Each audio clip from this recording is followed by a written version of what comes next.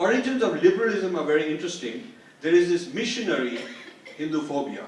It's filled with all kinds of strange things, and there is, all kinds of claims of this happened and this violent happened. It's generally violence, oversexed people, abusive culture, they don't look after their children, they are grotesque, they are immoral, they are irrational, that kind of an image.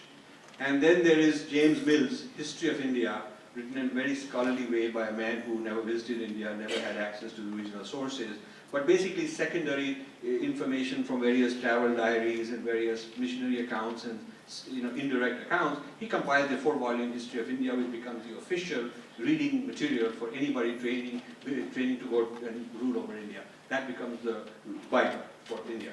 And then there is Hegel's Universal Teleology, which says that all civilizations evolve and we, the West, are at the front. And some people are further behind than others, but we are at the front, and our job is to pull them along. And there's that Native American, he actually had very racist things about Native Americans, saying that they had to die, and there's no problem, I mean, that was their fate. And blacks have to be turned into slaves because otherwise they're very dangerous. He had very racist things to say. Asians are very lucky. Asians are very lucky because they have the potential of being civilized, and we are here to do that. So there, it is very good news. So this is a kind of a Hegelian theory of race. So I'll be happy to supply you with all the references of what Hegel said. These are not the most favorite things that in the colleges today they tell you about Hegel when they teach you as a great hero of thinking. Yeah, these are not the things that I talk about, but these things exist, and there are books about it. Blacks have written books, Native Americans have written books, Chinese have written books, and we Indians need to know about all this. Yeah? Okay. Then John Locke comes up with a theory of rights, which says that all human beings should have rights except those who are unfit to apply reason, because they shouldn't have rights.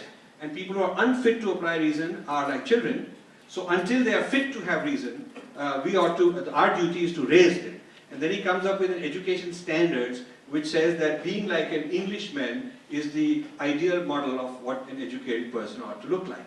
So people have to be like him to be qualified to have reason and hence have rights. Yeah? So then John Stuart Mill comes up with a theory of progress and civilization based on John Locke's theory of rights, saying that just like individual children and individual adults have a relationship on who has rights, so also civilizations, some civilizations are children. So he classifies some civilizations are babies and some are like teenagers, and so we are mature, we are the adults, and we have to manage all these civilizations. So there's a whole theory of rights, very logically reasoned for thousands of pages and considered one of the great accomplishments of Western civilization.